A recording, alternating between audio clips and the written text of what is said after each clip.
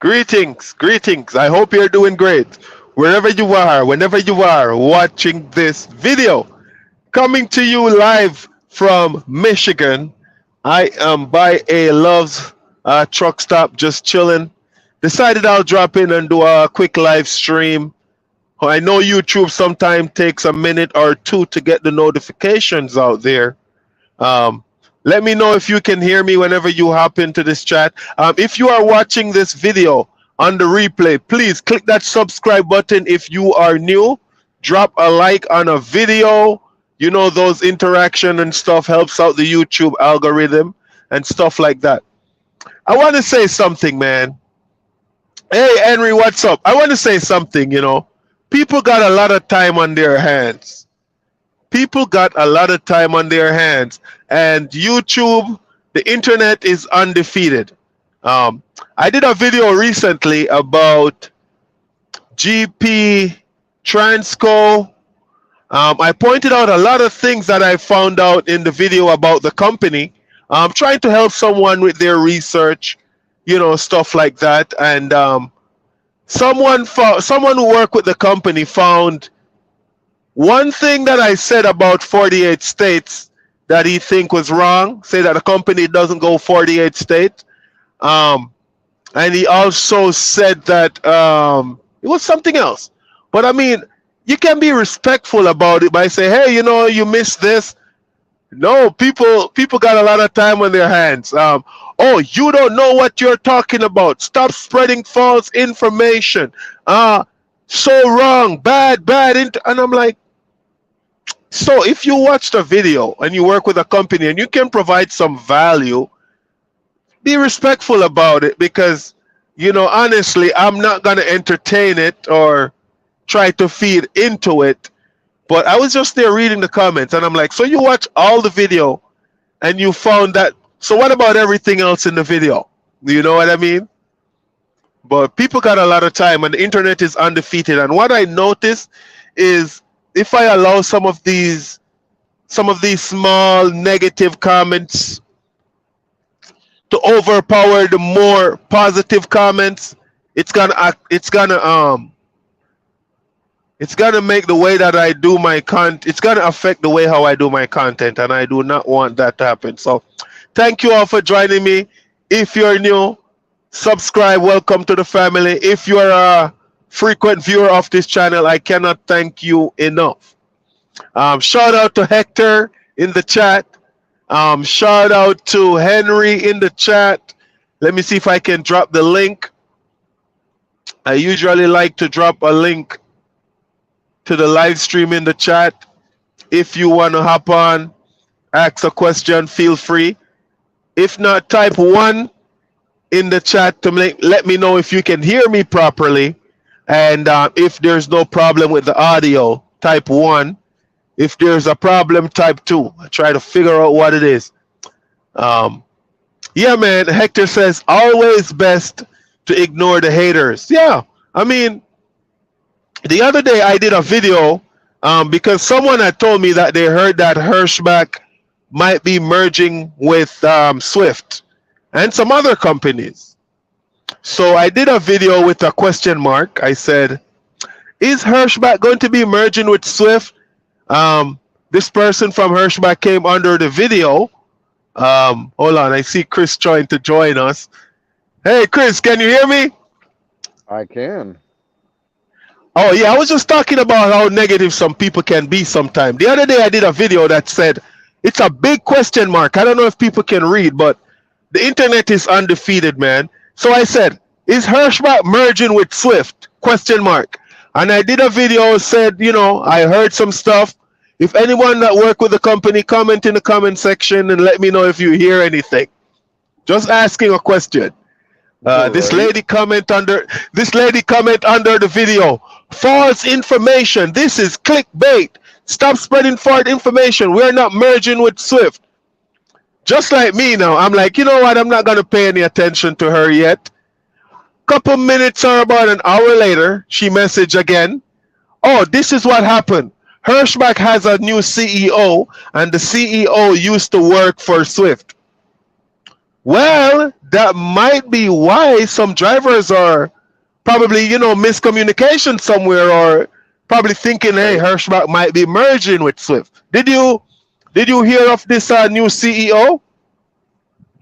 I haven't heard anything. I kind of Okay. try to stay out of that all that. My world is in this truck. Right. It was funny. It was funny. It I could see where somebody heard that. Sometimes drivers they gossip. They're like, huh. And especially what happened with this trucking company recently, Yellow, I think. Yeah, Yellow Yellow is filed shutting down. bankruptcy. Prime is eliminating 400 of their trucks. Prime Inc.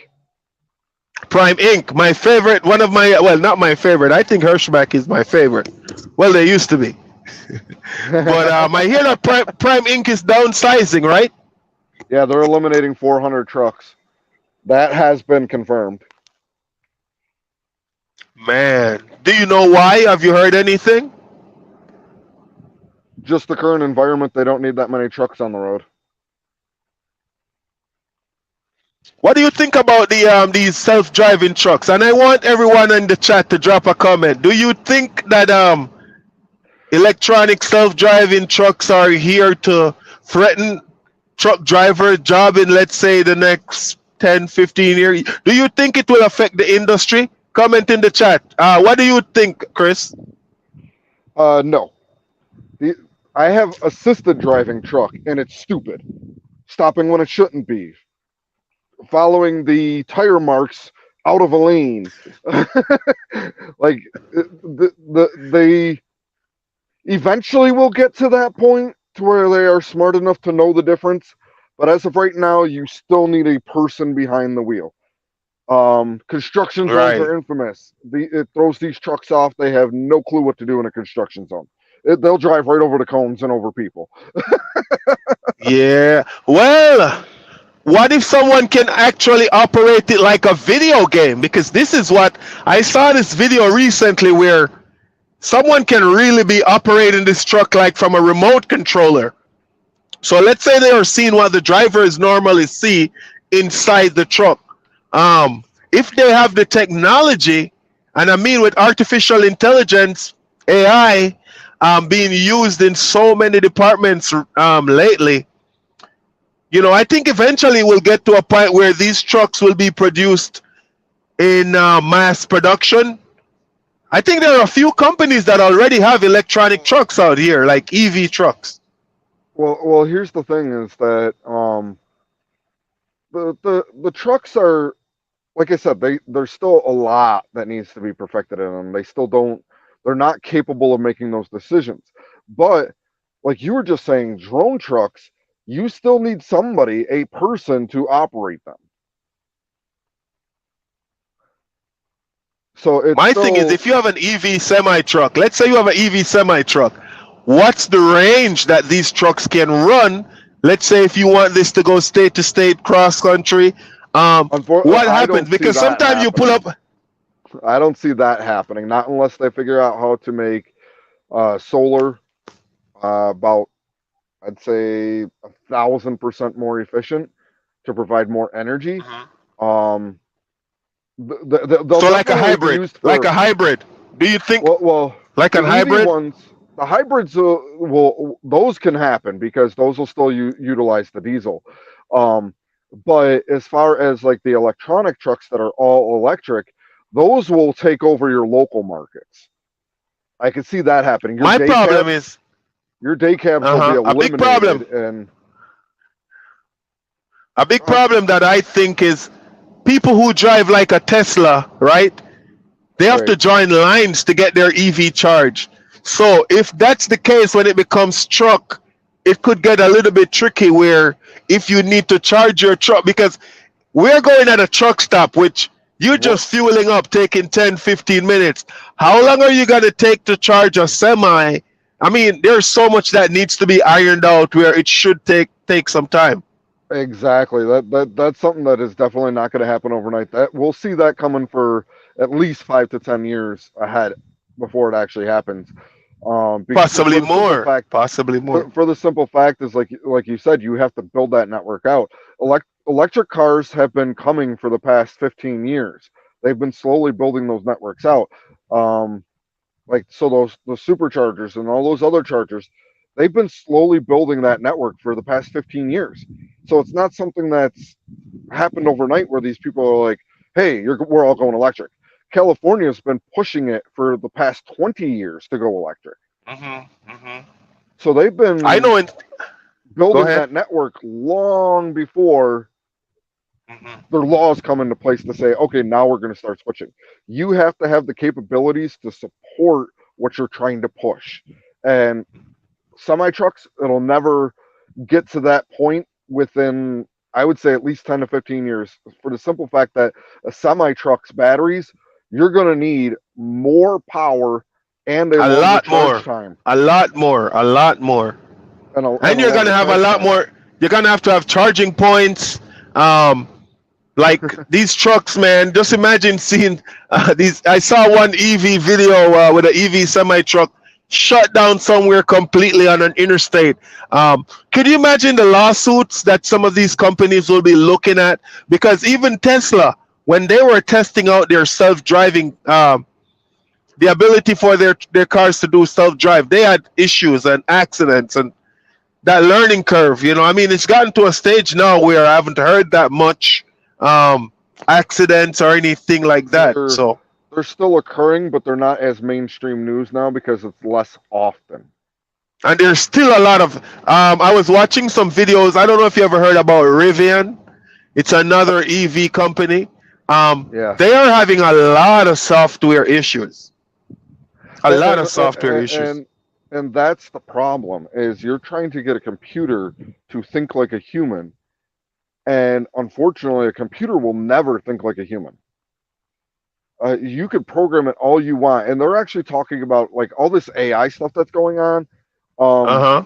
to where they're starting to learn from the internet.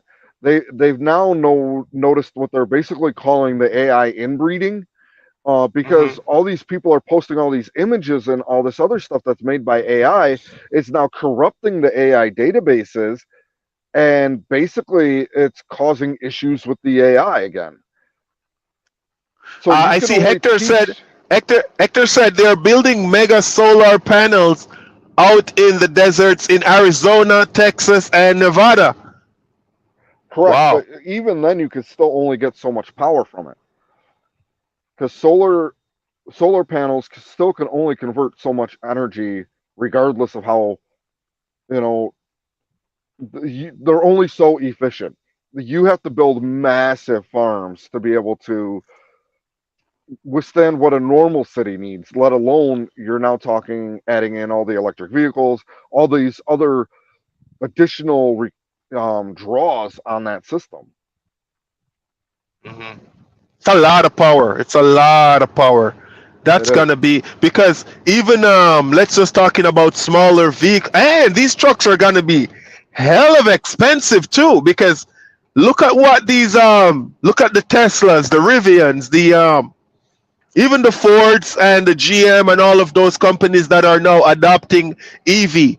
Look how hard it is for them to make the cars cost efficient for, like, middle class and lower class people, because Correct. these, man, Well, that's another challenge in itself.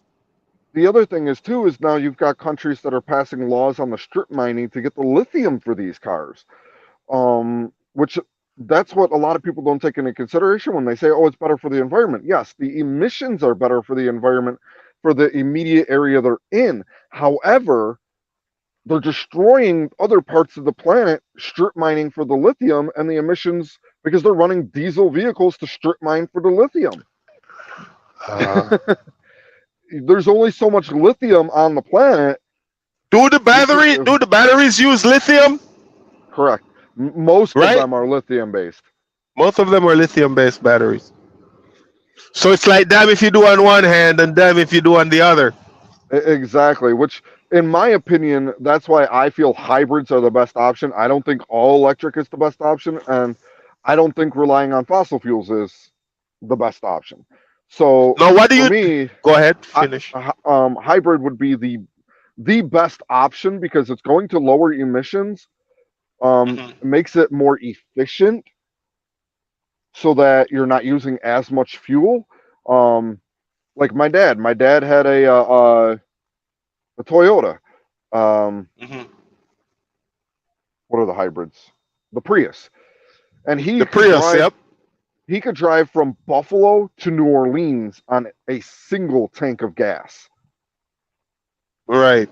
A normal vehicle that would take 2 to 3 tanks, an EV would take 4 to 5 charges. Hmm. So you really have to take into So the consideration. hybrid might the hybrid, but I think, but that man, look how many trucks they are. Look how many trucks they. What will happen to all these trucks? What do we do with all these trucks eventually?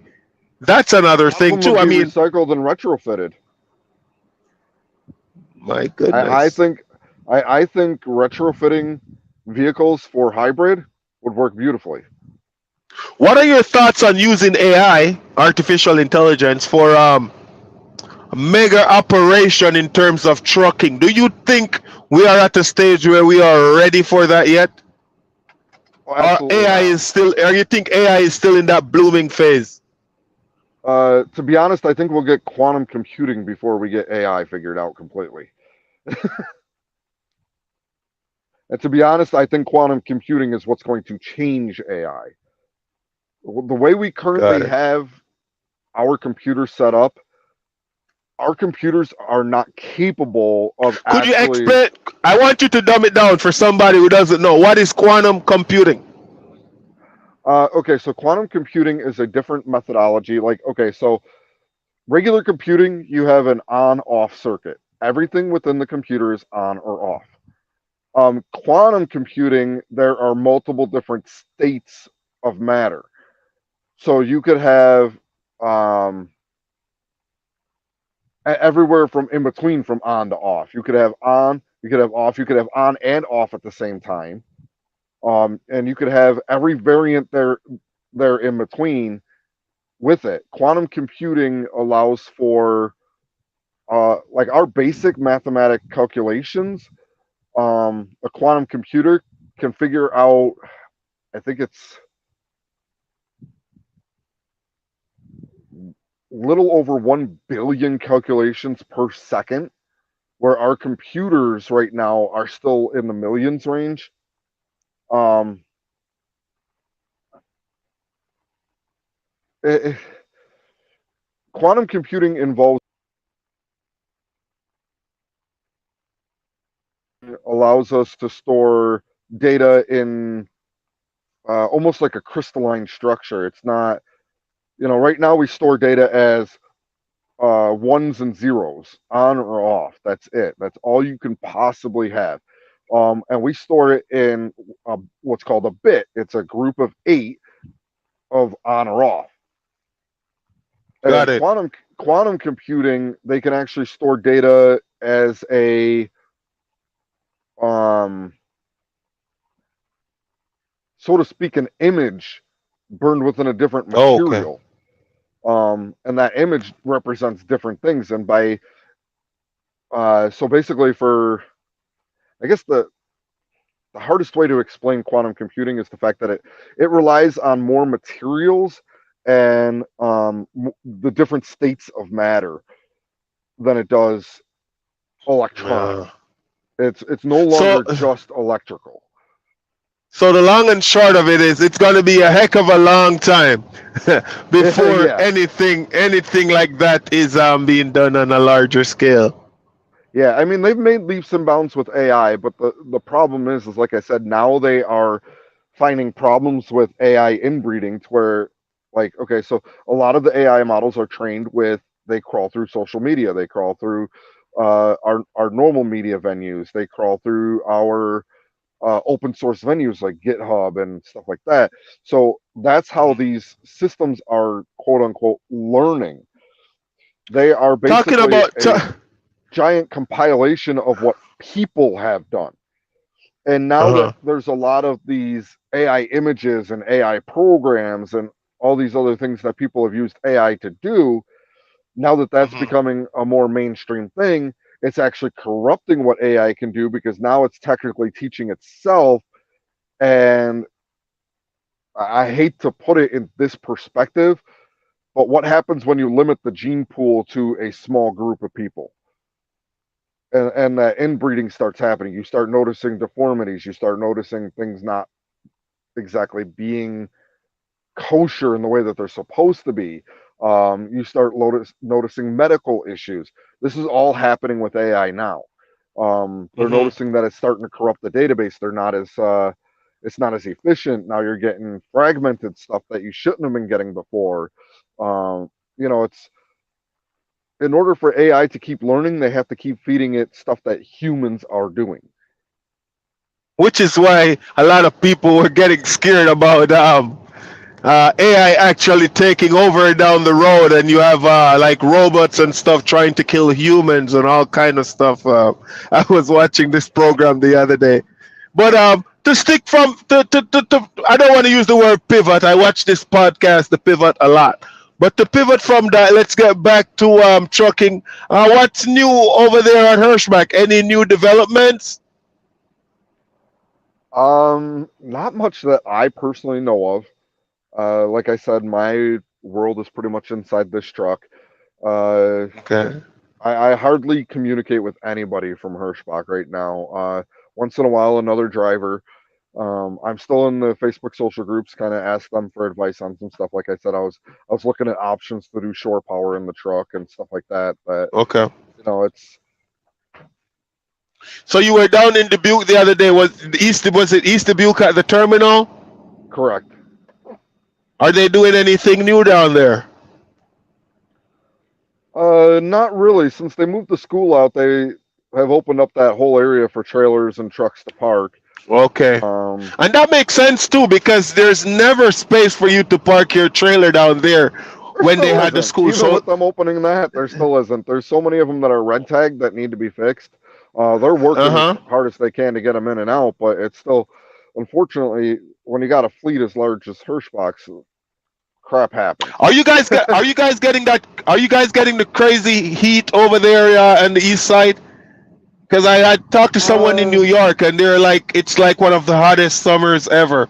It's pretty cool over here. it's been fluctuating. We've been getting so we'll get like a heat wave, and then we'll get a ton of rainstorms. Like it just rained for the last 3 days in New York. Yes, Um, same, the same here. I would and say, that brought the temperature down quite a bit. Right now, I'd say it's probably in the 80s, which is a good temperature for us. Um, uh, but before that, it was upper 90s. We also hit. I think right before the storm, we hit like 100. So I mean, it's woo, not it's not too crazy. It's weather we've with the experienced. humidity, with the humidity Yeah, as well, huh? yeah, and most people don't notice it because they stay inside in their air conditioning. I don't notice it because I'm inside. This company that I drive for right now, I am always moving. Very. The only time you see me outside is fueling, or if I'm going to grab something to eat or shower. Right. Um, yeah, I'm pretty much moving, so I don't get a lot of it, man. But we have been getting rain on and off since Friday of last week. I did get some rain today as well. Um, just prepping myself for the fall because we know what comes after. We Other do things know start what comes. falling. Yep, yep. Then comes that snow stuff. I had a friend of mine. He's in training right now with rail, and he's worried about spending his first winter by himself. I did my first winter by myself. That was fun. You know, that was Yeah. a lot of fun, and it was with Prime Inc. Thankfully, thankfully, with my commercial background, I'm not worried about my first winter by Nah, myself, so to speak. nah. It's I would say this: the most important thing in the winter time is trip planning. You got to know where Absolutely. you're going. Yeah, know what the Know weather what, is like. know where you're Know gonna when to plan your shut stops down. out. Know when to shut Yep. down. Because that's what I'm telling myself. Like over the next couple weeks here, I'm gonna go hard because I know once the winter hits. Like you might set out to do a 550 or 600-mile day, and the winter doesn't allow that. Do Right. you So know you what I might mean? only pull 350, 400 at the most, and Yeah, all depending on where you're going through and what the weather is. yeah. And a lot of times it's not even you and how you can drive. It's how people are driving around you, and it's you're getting low visibility. It gets dark very quick in the winter time. You're like, you know what? Might be time to shut this thing down. When it lights up, I'll head out. And even the truck stops, man. During the winter times, by 6, 7 o'clock, if The you're truck not in stops a are truck packed. stop, shoo. Yeah. So I see And Sean said, what up, Sean? What up? What up? Wagwan? You're in Wisconsin. I just left Wisconsin this morning. I won't be back in Wisconsin until tomorrow. Where in Wisconsin are you, Sean? Yeah, go ahead, Chris. We were talking about the winter. and one of the other things about winter is I have what I call my crash bag. If for Okay. some reason you have to stop on the side of the road and something's wrong with your truck and you can't run that engine or that APU to keep warm, make sure that you have a thermal blanket. Make sure you have, stuff to keep you dry. It makes a huge difference preparing for the weather itself in case of an emergency. My crash bag sits underneath my bed. Basically, if something happens and I can't run my engine, Because I'm because not going at to that freeze to point, death. the regular sleeping bag can't help you at that point. You need a thermal. Yeah, you're going to need something to keep you warm because it gets cold quickly Get when some that engine thick can't run.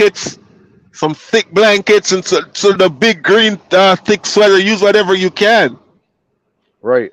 Um, and that's a big thing is a lot of people I've noticed talking to a couple truckers last year that were shut down at some of the truck stops that we shut down at. Um, a lot of them aren't prepared for the what ifs. Um, Extreme, an extreme what if, like a what if, like your truck shuts down and you have your APU shuts down, you have no heat, or in and such a case, not that I wish it on anybody, and may the angels watch over every trucker out there. But going through Wisconsin or going through Wyoming, I saw a lot of Mhm. sleeping trucks. You're not going to be able to stay in that truck. You're going to need to find something and somewhere to stay warm. So, That's a driver's worst nightmare, having a rollover, man. yeah. And I know everybody's like, oh, it's not going to happen to me. It's not going to happen to me. That is the Ooh, absolute you never know. I worst skid on mentality you could ice. ever had. I I skid was on doing, ice twice last year. Twice. yeah, I was doing 13 miles an hour. Um, and actually, it was Elvis that was driving. He was doing 13 miles an hour. Safety called him up and told him to take the next available exit and pull over. Hmm. Because even at 13 miles an hour, there were trucks wrecking. Yep. And at that point, even you yourself are a hazard. I think when I skid on black ice in North Dakota, I was with John, one of my students from Haiti, and he was driving. We just pulled out. So I tell you what, we left from Minnesota to North Dakota, no problem. I kid you not. We dropped the trailer, which was loaded, hook up to an empty trailer, and on the other side of the road, by the time we were supposed to leave North Dakota, heading back to Minnesota, the temperature had dropped, nothing but ice on the road. So it's not like on our way there it was slippery because we would have just shut down in North Dakota. Right. So now I'm telling myself, okay, the first truck stop that we see, we're gonna shut down. So everybody's going slow. We look on the other side, the opposite side of the road. There's like a 20 vehicle pileup.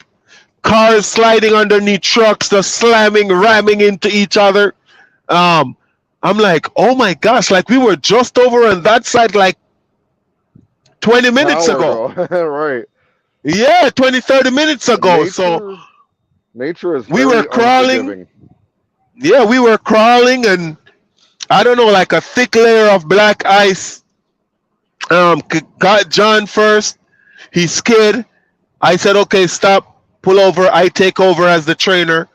Um, I was there crawling. We're going up this hill. I have to be using the rumble strips on the side just to get traction. That's how much ice was on the road.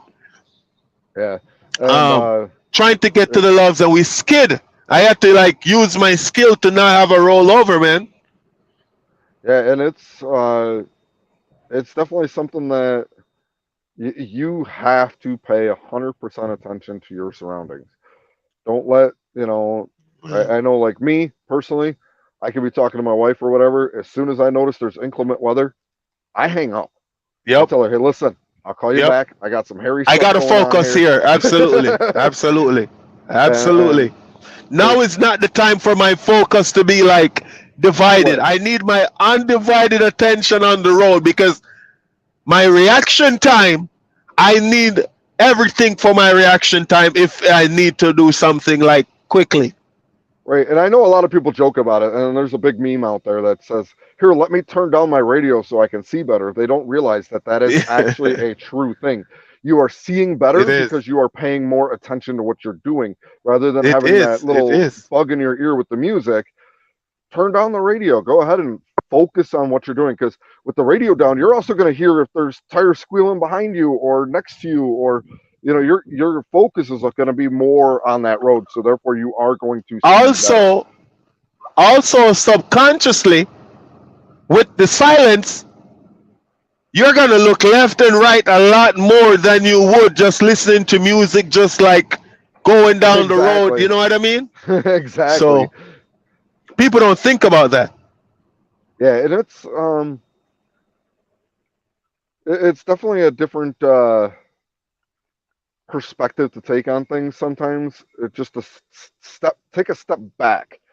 You know, go ahead, pull over, resituate yourself, get ready to be behind that wheel.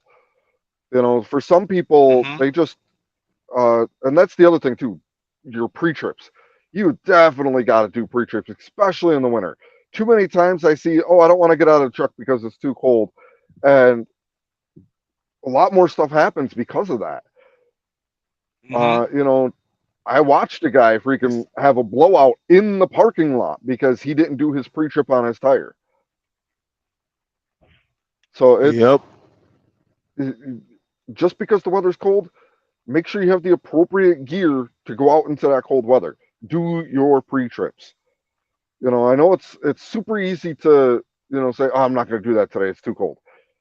It, just make sure you're doing your pre-trips because believe me, I've seen too much stuff No joke.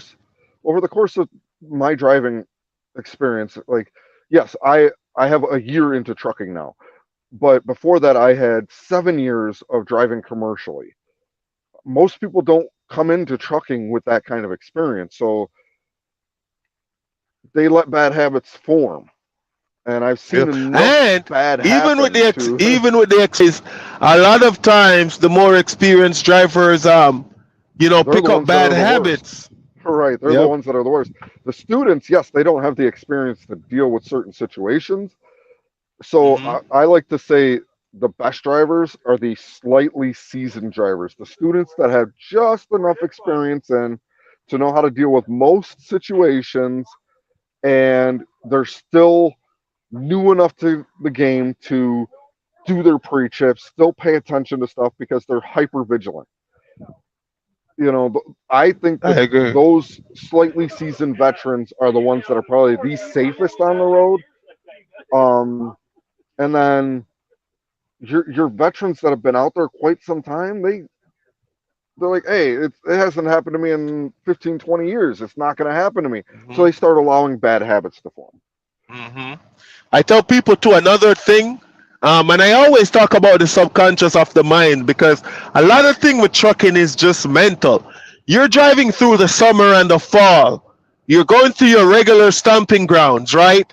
And you're just going about your business, and before you know it, boom, winter creeps up, and you're like, hold on, I don't. This is when you got to do more trip planning. This is when you got to do be more careful about, how and what you do certain things.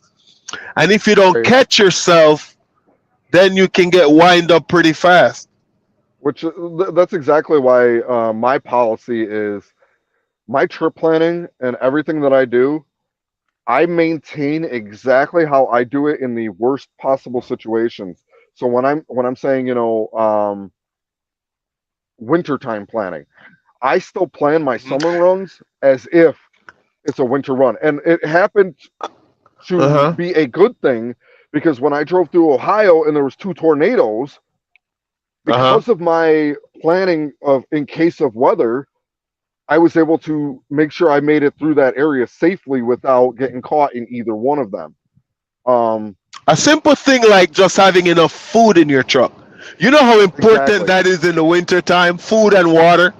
Like in the summertime, you're not paying much attention to that. You can stop at a Walmart 3, 4 times a week, but you used to run between Buffalo and Idaho, between Buffalo, New York, and Idaho. How many times you have to shut down in either New York or Wyoming? Uh, You know what I mean? too many. Too many. uh, well, and that's another thing, like you said, making sure you have enough food. I'm on an entertainment account where I get catered meals so long as there's a show. But that doesn't mean that I should stop Okay. having food in my truck because, like the other day, I had 3 days to where I was shut down, no shows, no nothing. If I didn't make sure that I had what I needed, I would have been SOL. Yep. Yep. Not You good. know, Not good, man. so it's um, the other thing Lubricant is is just another thing. Lubricant is making another thing. You need to make sure you have engine oil, coolant, windshield wiper fluid. Very important, underrated in the wintertime. You use a lot. Anti-gel. I always say, make sure you have anti-gel. And as you were saying before, have some thick clothing for the what ifs. Make sure you have a lot of food in your truck. Make sure you have a lot of water. And I'm the kind of person that I keep a small coffee maker in my truck. I make my own coffee. I have an instant pot. I have some little stuff that, helps to make life easier just being in my truck because that transition from driving in the warm time to the evening, it's very tricky. it Sometimes you is. might have to be And shut down at a shipper or a receiver, um, stuff like that. So better to correct. be And prepared than yeah, and the other thing too is you also have to take your loading times into consideration when you're trip planning. Um, I always, if I know I'm going to an area to where I've been before, I always take into consideration. And I'll tell you, the groups on Facebook, the trucking groups, it doesn't matter if you're in Hirschbox or if you're in this one or if you're in that one. You could join the general purpose trucking groups and don't be afraid to ask questions. I see in several of my groups, one is a Hirschbach only, but I'm in two or three other groups that are just trucking in general. And if I'm going to a location that I'm not familiar with, I'll ask people, hey, is there overnight parking? Hey, is there this? Hey, is there that? What's in the area for me to do if I have to, wait 12 hours for my load? You know, that's all part of the process of trying to make sure that you're doing the best for yourself. It's not even about, anybody else out there. It's you got to yeah, take care of because you yourself. know And what? like you said, it's that mental aspect of because if you don't plan to say, okay, I may be shut down at this shipper for 12 hours and you're sitting in your truck waiting for 12 hours, that whole 12 hours, you're getting frustrated that you're not loaded and moving. But But if you you just plan made a good ahead, point about using. You just made a good point about using Facebook groups because a lot of more experienced drivers out there have been on this road like 5, 10, 15, some of them even 20 years, and they have been to some of these same shippers and location. Sorry, some of these same shippers and receivers multiple times. So you just type the name in there and somebody go, yep, I've been there before. They have overnight parking or they have proper bathroom facility or they and do you go in there, appointment time check in, and only. expect a 12-hour wait. Right, right. Or you can go check in early, that's a place where you want to go with a full clock, or stuff like that. Because like right now, certain places in Minnesota, if somebody tell me they're going there, I could tell them, hey, I've been there already. This is how you operate. They have overnight parking, or they do not have overnight parking. Some places, they go as far as allow you to use their break area. You can get a vending machine or something like that. Some place you want to make sure you have food in your truck before you pull up in that, because no fun, no Absolutely, fun, man. absolutely. And again, that's all part of. And I know a lot of people, the mentality is, oh, it's a hassle. But the truth of the matter is, by Uh-huh. properly trip planning, properly preparing, you're actually making things a lot easier for yourself in the long run. It takes a few minutes out of your day to do it, but in the end, you Mhm. might be saving yourself hours or days. Yep, You know, yep, absolutely. I agree. I agree. like when I was with you training, part of your trip planning process was, okay, I know I'm going to this area. I know I have a gym right here. I know we've got Yep, 18 hours before we got to be there. It's a 6 hour drive. Let's yep, go park over here, go to this gym, do this. You have to take your own entertainment and your own mental health into consideration as well while you're yep. You doing these need trip that out there, plannings. because what people don't even think about, in the wintertime, the trucking industry, the whole job itself, it just a little bit, it's more depressing. It can It be is. like It's that just the gloomy. the season itself. Yeah, the summer, you're a bit more high spirited. You tend to have a little bit more patience with people. Um, I tend to notice part of the thing about winter for me isn't the gloominess.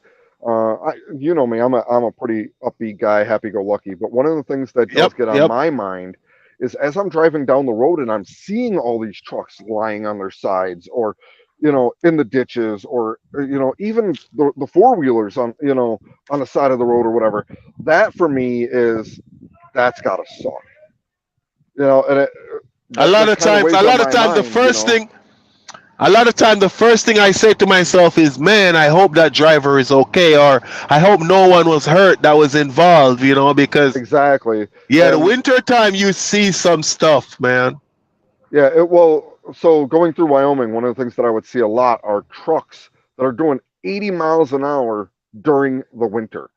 And Mhm. one of the things that I used to say all the time is, "May your angel fly as fast as you can drive," because if something happens, you want Yep. you can only hope and pray that your guardian angel's looking out for you. Man, I got Sean in the chat. He said, I try to park at shippers or receivers whenever I can. That way I take my 10-hour break and wake up with a fresh clock. But if not, I try to shut down as close to the 90 as possible. Yeah, Right, I agree. right. I agree. A lot of And one times of the before things is, I go to, you know what I used to do? Before I go to a shipper or a receiver, when I was new, I always try to read the reviews on the company, for truckers or stuff like that, to see, because someone will let you know, hey, this place has a bathroom or things like that. You know what I mean? Um, I, your volume cut out. which usually helps.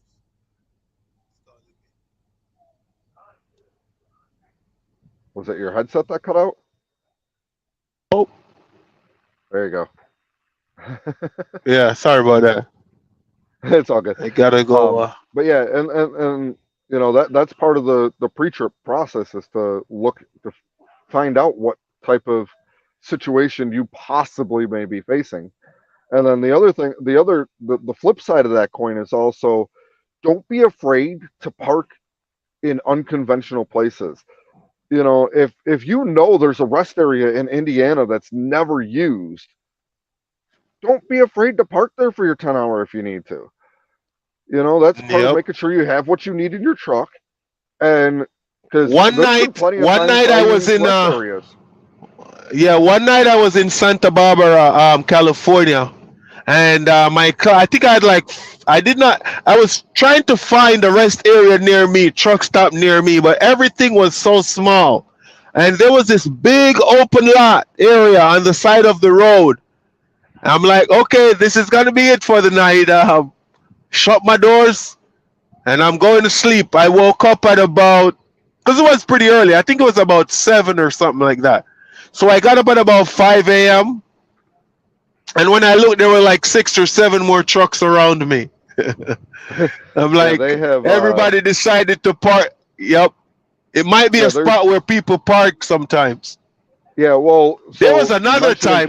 There was California. another time. Hold on. There was another time I had like 7 minutes left on my clock, and I saw a factory, man, and I'm like, you know what?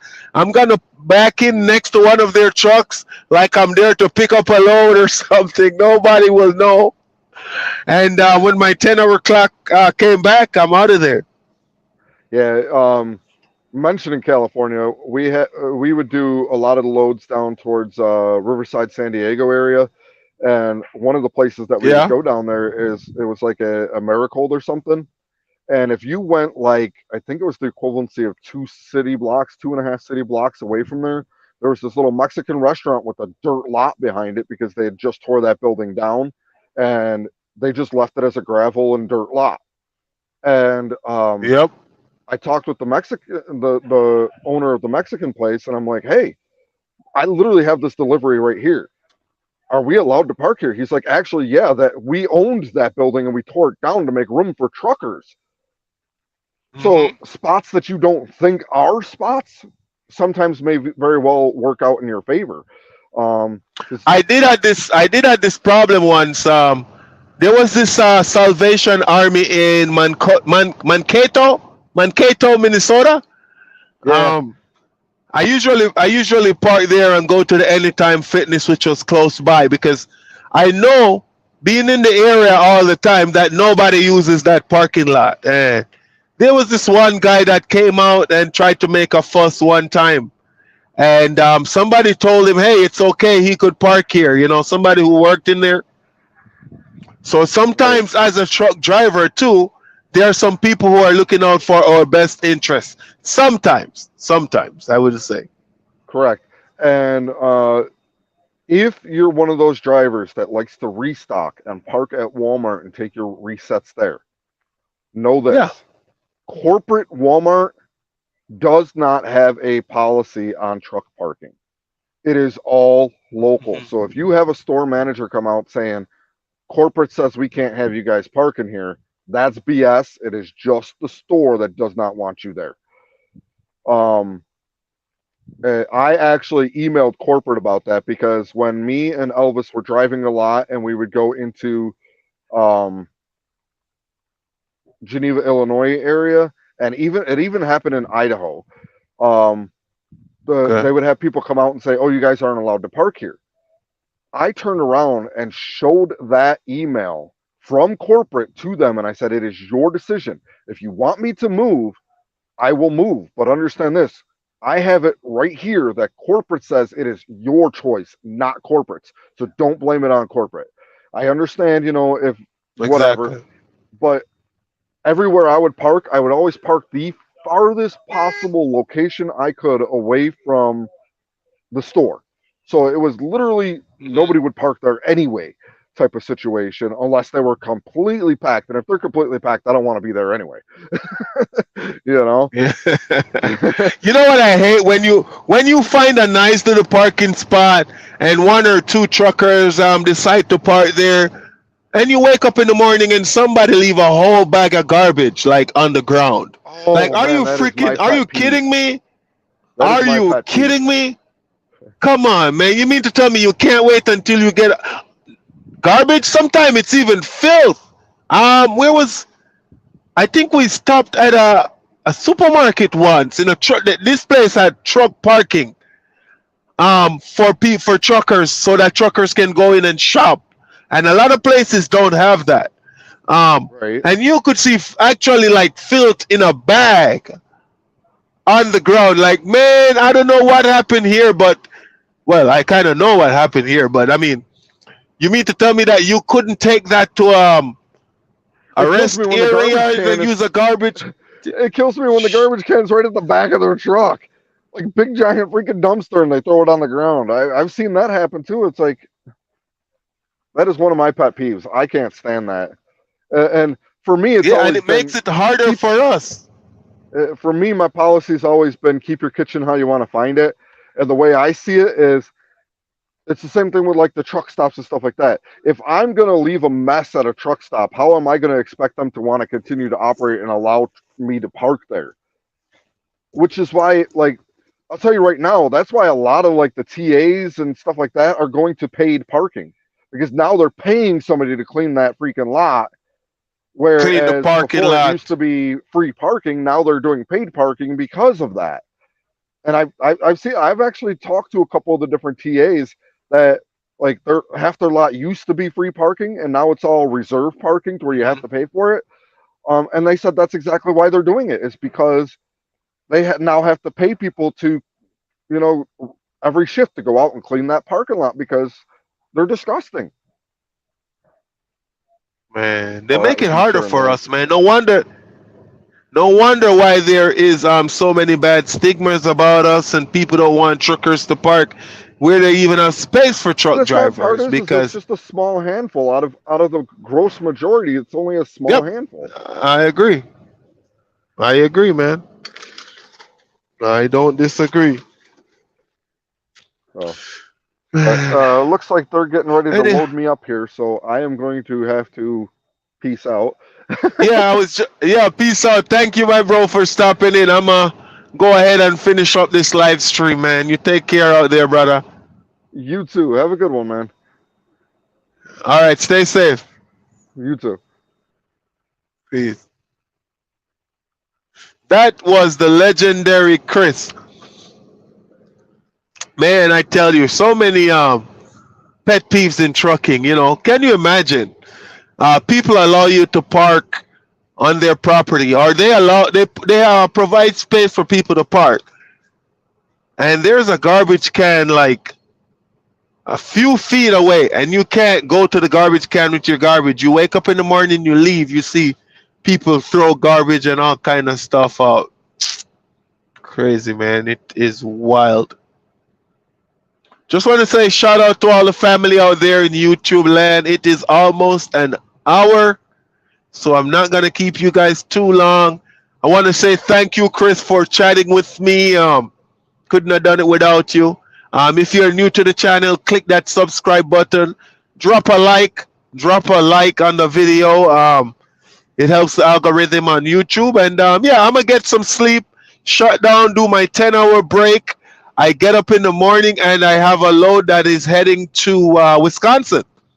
So maybe I run into my Jamaican friend Sean.